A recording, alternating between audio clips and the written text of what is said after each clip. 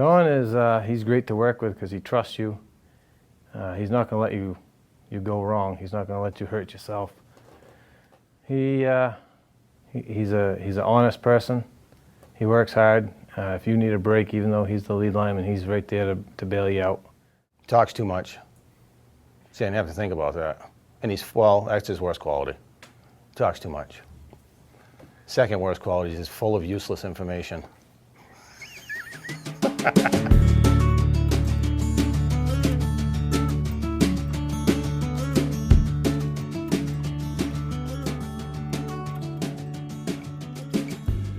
First thing when we get here, I usually go in and I get the paperwork, find out what jobs that we're doing for the day, and go from there.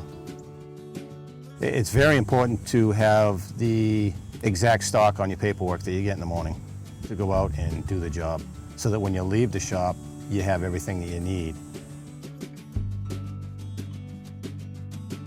We're going to take the digger truck here, we're going to go drill some holes, and probably going to end up hand digging a lot of it because it's usually pretty rocky out there.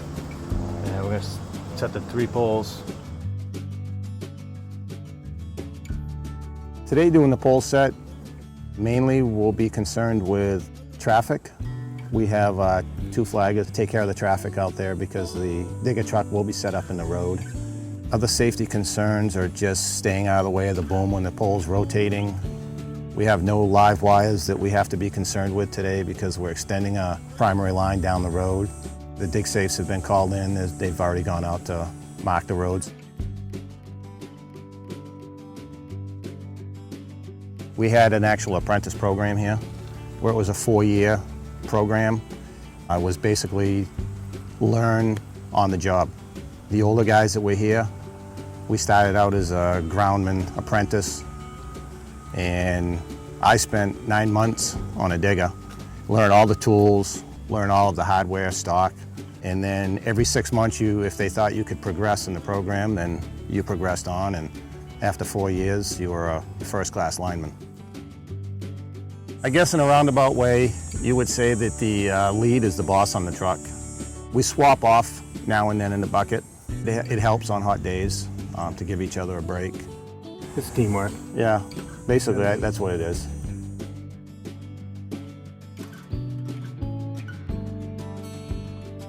Being the wife of a lineman is definitely unique, and I don't think that a lot of people understand what our life is like because their jobs are steady but unpredictable.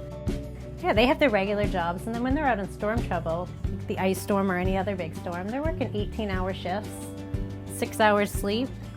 That's a lot. It's dangerous. You know? It's very dangerous. Absolutely. I worked the ice storm in '98 too.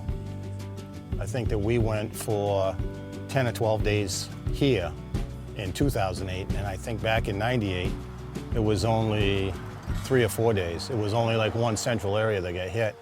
2008, it was like the whole system that got hit. A lot more trees everywhere were down. I remember we have a lot more broken poles. When he's away and we're getting 18 inches of snow while I'm still a wife and a mother home, same as Asha, with a home and power and a driveway to clear and all those good things. And people don't remember that.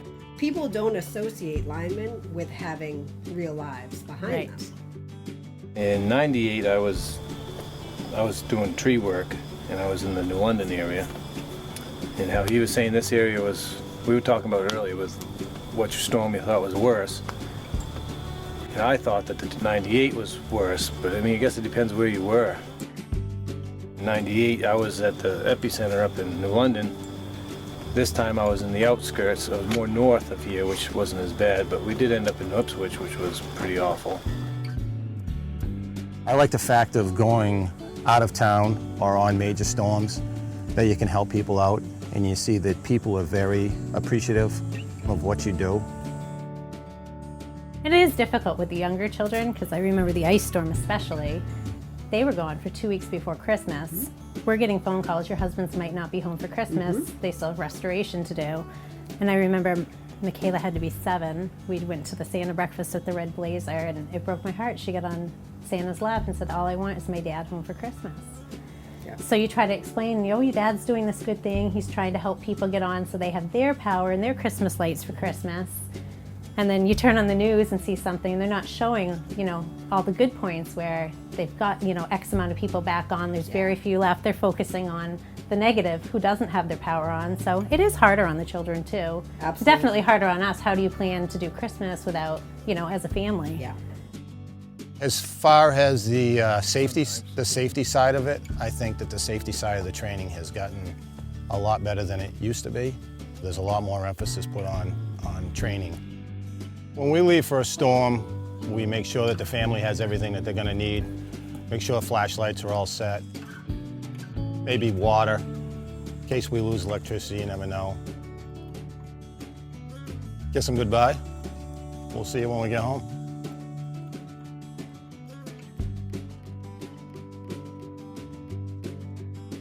One word to describe Sean. Thoughtful. He's always got my back, and anybody he works with, always. He's an honorable person. We have a great group of guys here that work at this DOC that when we have storms, we really all come together and look out for one another, take care of each other, and try to help as much as possible. First and foremost, take care of your family and make sure your family's okay. I'm very proud of what I do. Not everybody can do this.